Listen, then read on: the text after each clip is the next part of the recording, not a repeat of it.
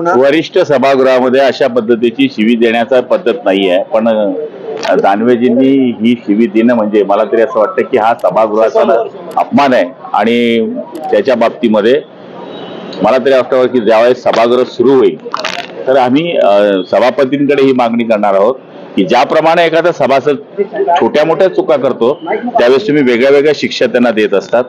आता जर विरोधी पक्षनेता एक व्हॅलंटू मुख्यमंत्र्याच्या दर्जाचा माणूस तो असतो की सरकार नंतर अपोजिशनला जे महत्व आहे त्याचा तो नेता असतो, त्यांनी कसं वागावं आणि त्यांनी कसं बोलावं याचा न्याय आम्हाला द्यावा अशी मागणी आम्ही सभापतींकडे करणार आहोत। हे बघा, वक्तव्य कुठल्या याच्यापेक्षा आपण कोण आहोत, आपण प्रोटोकॉलच्या हिशोबाने विरोधी पक्षनेते आहोत। आपल्याकडे लोक न्याय भूमिकेतून बघण्याचा प्रयत्न करत असतात, सरकारकडनं न्याय मिळाला नाही तर हा आमचा बोलणारा आवाज आहे म्हणून बोलत असतात। तर शिवाय हा काय आवाज होऊ शकतो काय?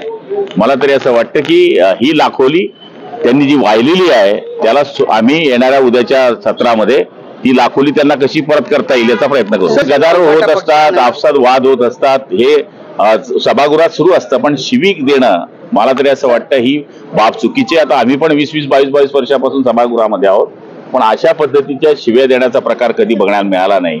आणि दानवे मला तरी असं वाटतं कोणाच्या तरी बाजूला बसल्यामुळे बिघडले की काय असं मला वाटतं। अहो, बाळासाहेबांचे सगळे शिवसैनिक आहे, बोट तोडणं म्हणजे काय एक प्रकारची धमकीच झाली ना।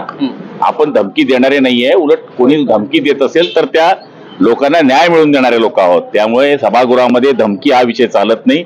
इथे 288 आमदार जे निवडून येतात ते काही टाळ्या वाजून किंवा नाटक करून निवडून येत नाही, तेही त्याच पद्धतीचे असतात। इथे नौटंकी चालत नाही।